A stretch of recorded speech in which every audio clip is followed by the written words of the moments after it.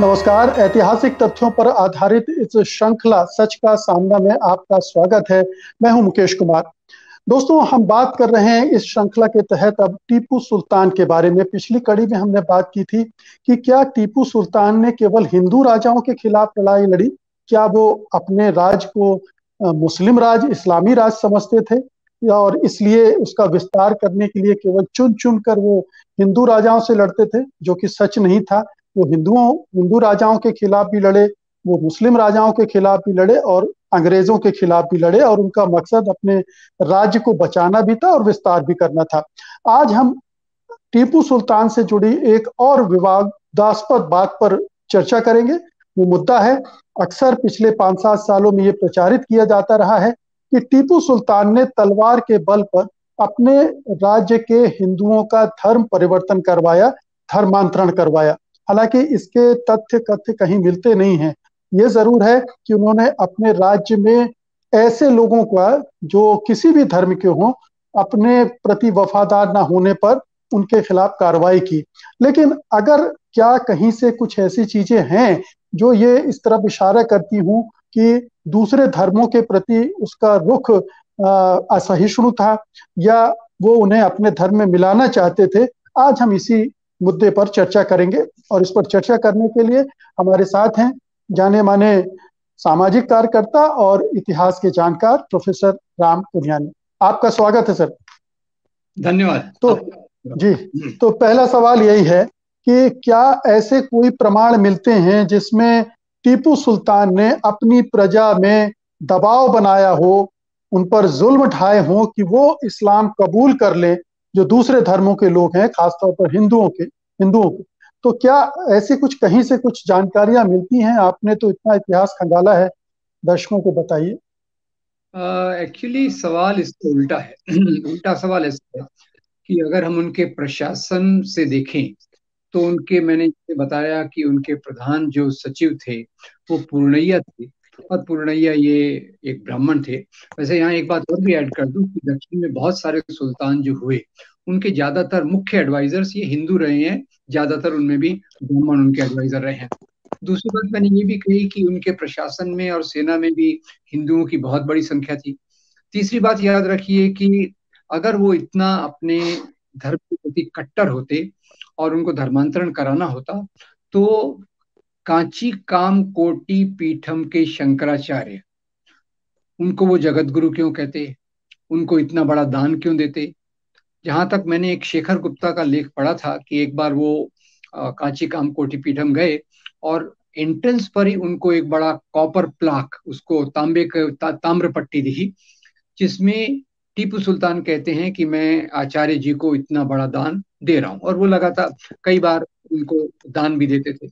अब चौथी बात यह है कि जो कई अफवाहें फैलाई जाती हैं वो ऐसी हैं कि टीपू सुल्तान ने लाखों ब्राह्मणों का कत्ल किया उनका धर्मांतरण करने के लिए, और ये भी कहा जाता है कि इसके कुछ डॉक्यूमेंट्स ब्रिटिश ऑफिसर्स के पास है। ऐसे कौन से डॉक्यूमेंट्स हैं जो ब्रिटिश ऑफिसर्स के पास हैं जिनको पब्लिक नहीं किया गया? नंबर एक। नंबर दो, टीपू सुल्तान तो एक सीमित क्षेत्र का राजा था। अब उसमें लाखों ब्राह्मण कहाँ से आएंगे? आप ऐसे भी देखिए उस समय जनसंख्या कितनी रही होगी। 18वीं शताब्दी में मैसूर श्रीरंगपट्टनम की जनसंख्या कितनी रही होगी, और उस जनसंख्या में ब्राह्मण कितने रहे होंगे? ये तीसरी सोचने वाली बात है। और चौथा, जैसे मैंने बताया कि मैनिफेस्टो ऑफ टीपू सुल्तान, उसमें वो कहते हैं कि मैं अपनी सभी प्रजा के लोगों का पूरा आदर करूंगा और उनकी रक्षा करूंगा। तो इन चारों बातों से तो कोई सबूत नहीं मिलता कि उन्होंने जबरदस्ती से धर्मांतरण कराया या धर्मांतरण कराया। और फिर मेरी जो समझ मैं लगातार आपके साथ शेयर करता रहा हूं वो ये है कि राजा का काम कोई धर्मांतरण करना नहीं होता था। राजा का काम धर्मांतरण करना नहीं होता था। एक वो सम्राट अशोक, इसके अपवाद हैं, जिन्होंने बुद्ध धर्म के प्रसार के लिए अपने दूतों को भेजा और शांति प्रिय तरीके से बुद्ध धर्म का विस्तार कराया। बाकी तो खैर राजा को धर्म का इस प्रकार से कोई लेना देना नहीं है। वो अपना सत्ता को देखता है, सत्ता को संभालता है। और टीपू सुल्तान का ज्यादा फोकस तो टेक्नोलॉजी, व्यापार, संचार व्यवस्था, इन चीजों पर उनका काफी एक एम्फेसिस था। काफी उन्होंने इस बातों को ध्यान दी। जहाँ तक मेरी राय है, टीपू सुल्तान ने इस प्रकार से जबरदस्ती का कोई धर्मांतरण की किसी प्रकार की बात नहीं की। उनकी उसके एक और घटना का उदाहरण दे दूं कि एक बार मराठा सेनाओं ने तो जब टीपू सुल्तान पे आक्रमण किया, तो उस आक्रमण में वो टीपू सुल्तान नहीं हारा, वो वापस जा रहे थे, कोई ना हारा ना कोई जीता, ड्रॉ हो गया, लड़ाई ड्रॉ हो गई, जैसे अपनी मैचेस ड्रॉ हो जाती हैं। वापस जा रहे हैं, जाते जाते उन्होंने श्रीरंगपट्टनम के हिंदू मंदिर को तोड़ दिया। और मैं इस बात पे आपका ध्यान दिलाना चाहता हूं कि टीपू सुल्तान ने उस मंदिर की मरम्मत कराई। अगर एक जी घटना की इसको हम ईमानदारी से देखें तो इसमें दो बातें दिखती हैं कि मराठा सेनाओं ने जो मंदिर तोड़ा वो धर्म के लिए नहीं तोड़ा, टीपू सुल्तान के अपमान करने के लिए तोड़ा। सोचा होगा हम तेरे राज्य में आए हैं, तुझे नहीं हरा पाए, पर तेरी संपत्ति का तो नुकसान हम करके जा रहे हैं, नंबर एक। और टीपू सुल्तान ने मंदिर की मरम्मत कराई, क्योंकि आज की भाषा में कहा जाए तो टीपू सुल्तान उस मंदिर का संरक्षक, चीफ ट्रस्टी, और उसने जी अपनी प्रजा की भावनाओं का जिस प्रकार से आदर किया, उसके हिसाब से उसने श्रीरंगपट्टनम के मंदिर की मरम्मत भी करवाई। तो उसका जो धर्म के प्रति दृष्टिकोण था, मेरे ख्याल से वो अगर तुलना की जाए तो अकबर के दृष्टिकोण से काफी मिलता जुलता हो था, जो धर्मों का आदर करते हैं, धर्म के मूल्यों का आदर करते हैं, उस हिसाब से होना चाहिए। अब उनके खिलाफ ज्यादा अफवाहें क्यों फैलाई जा रही हैं, ये अंतिम सवाल मैं आपसे आपको बताना चाहता हूँ। जी बाकी राजाओं में से भी टीपू सुल्तान के खिलाफ ज्यादातर जो र्यूमर्स, अफवाहें, गलत प्रोपेगेंडा अंग्रेजों ने किया, उसका कारण बहुत सरल था। कारण ये था, टीपू सुल्तान एक राजा था जिसने आखिर तक हार नहीं मानी, अंग्रेजों के सामने सर ऊंचा करके खड़ा रहा, और उनके साथ लड़ते हुए वो मारा गया, पर उसने अपनी हार को स्वीकार नहीं किया। तो इसलिए अंग्रेजों को टीपू सुल्तान से खास गुस्सा था कि ये एक राजा है जिसने हमारे साथ सहयोग नहीं किया, हमारे हमारे राज्य के विस्तार की प्रगति को, गति को रोक दिया। तो इसलिए उनके खिलाफ जो अफवाहें फैलाई जा रही हैं वो ज्यादा ही कुछ है, ये देखिएगा। और फिर मैंने आपको दो जी बातें और बताई कि जी 1970 तक मामला ऐसा नहीं था। आरएसएस खुद एक किताब को प्रकाशित कर रहा है भारत भारती में टीपू सुल्तान के ऊपर। 2010 जी में नहीं, येडियुरप्पा ये टीपू सुल्तान का वेश बना के फोटो खिंचवा रहे हैं। तो देखिए जी कैसे राजनीति अपने करवट बदलती है समय के हिसाब से, और उसमें हिंदू मुसलमान के आधार पे दरार डालने के लिए इस प्रकार की जी चीजों को हवा दिया है जिसमें कोई सच्चाई नहीं है। जी। अभी आपने कहा कि कांची काम कोटि पीठम को वो दान देते थे, कि मदद करते थे, बल्कि 156 और हिंदू मंदिरों का हवाला मिलता है जिनको वो सहयोग राशि देते थे, उनको दान देते थे, मदद करते थे। तो हिंदू मंदिरों को, मठों को उनकी तरफ से सहायता जाती थी।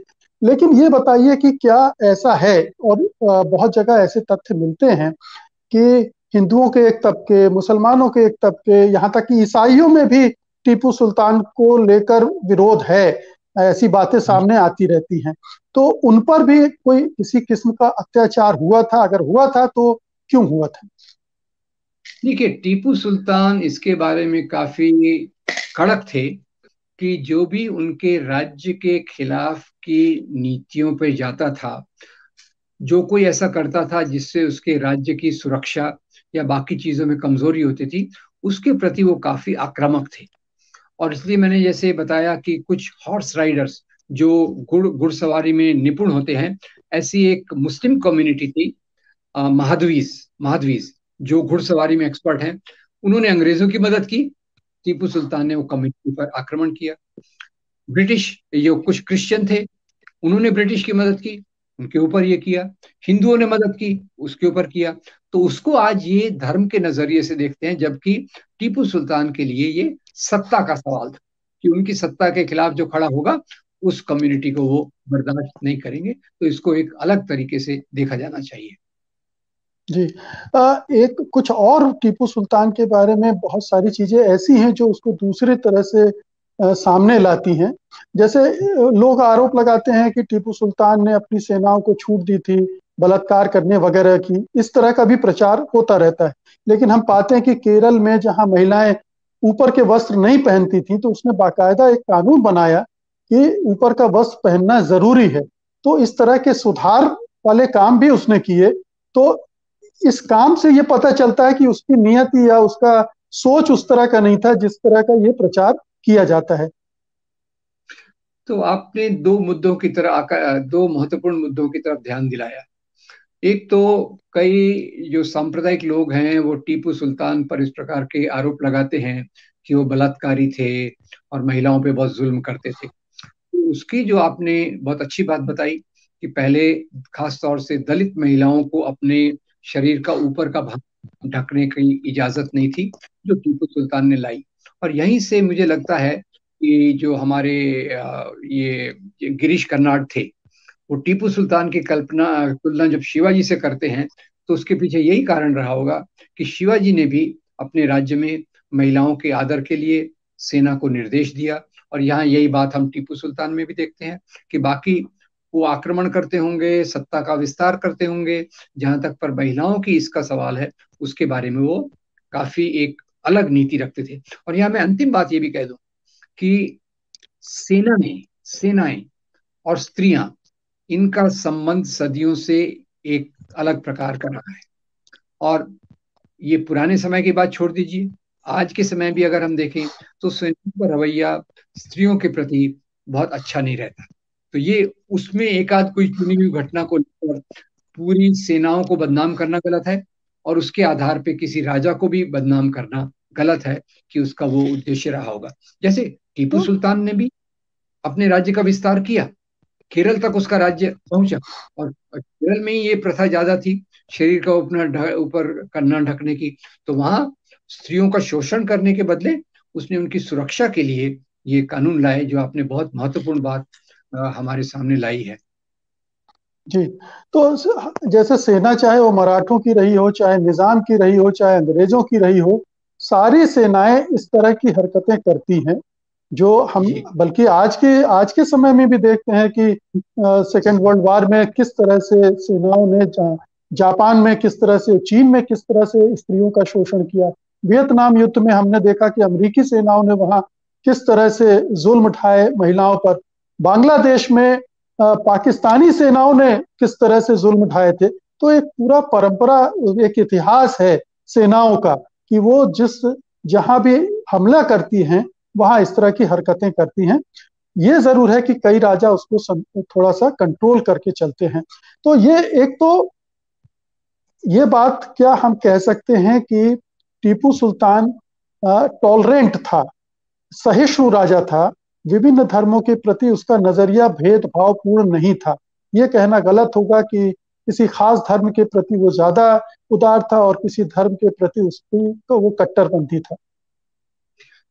जहां तक मैंने जितने स्रोतों का अध्ययन किया है, उससे ये बात साफ हो जाती है कि टीपू सुल्तान का अलग अलग धर्मों के बारे में रवैया जो था वो उदार मतवादी था। वो दूसरे धर्मों के अस्तित्व को स्वीकार करके बराबरी से अपनी प्रजा का आदर करना, उनके मूल्यों को उनके मूल्यों का आदर करना, ये उसके तरीकों में था। तो मैं तो कहूंगा कि वो एक सहिष्णु राजा था, और उसने अपनी प्रजा के अलग अलग अलगा जो प्लूरलिज्म, बाहुल्यवाद, उसको उसने स्वीकार किया। पर यह भी बात है कि जो उसके राज्य के खिलाफ गया, उसके खिलाफ उसके बारे में वो काफी आक्रामक था। ये बात तो हमें मानना पड़ेगा। जी, और वो कोई भी राजा आक्रामक होता है, जो गद्दारी करते हैं उनके प्रति कोई भी राजा। हम आज के राजकाज को ले लें, हिंदुस्तान में डेमोक्रेसी है। आज तो जो गद्दारी नहीं कर रहा होता उसको भी गद्दार घोषित करके उसके खिलाफ कार्रवाई होती है। तो उस पुराने जमाने में, सामंती युग में तो ये गद्दारी और वफादारी बहुत बड़े मूल्य होते थे। इनमें जी अगर कोई गद्दार होता था तो उसके प्रति बहुत ही असहिष्णु होते थे राजा और उनकी पूरा जो प्रशासन है। तो इसमें कोई आश्चर्य वाली बात नहीं है। कुल मिलाकर हम जी ये कह सकते हैं कि टीपू सुल्तान को इस बाबत जिस तरह से पेश किया जाता है वो सही नहीं है, वो तस्वीर गलत है और वो राजनीति के नजरिए से पेंट की हुई है। उसका राजनीतिक फायदा उठाने की कोशिश है उसमें, इसलिए उससे सावधान रहना चाहिए। तो आज की चर्चा हम यहीं खत्म करेंगे। प्रोफेसर पुनियानी, लेकिन जाते जाते अपने दर्शकों से हम फिर निवेदन कर दें कि अगर आपको आज की कड़ी में कुछ बातें ऐसी लगी हों जिनके बारे में आपकी जिज्ञासा पूरी ना हुई हो, या आपको लगता है कि कुछ संदिग्ध है, तो आप कृपया इस कमेंट बॉक्स में से जरूर दर्ज कराएं, ताकि हम बातचीत के जरिए उनके उत्तर आपको दे सकें। साथ ही इस वीडियो को ज्यादा से ज्यादा शेयर कीजिए, ताकि ज्यादा से ज्यादा लोग इन चीजों के बारे में जानें और जो दूसरे तरह के भ्रामक प्रचार होते हैं उनसे बच सके। बहुत बहुत शुक्रिया पुनियानी साहब, धन्यवाद। आपका दर्शकों का भी भी नमस्कार। सत्य हिंदी का ऐप डाउनलोड करें गूगल प्ले स्टोर पर।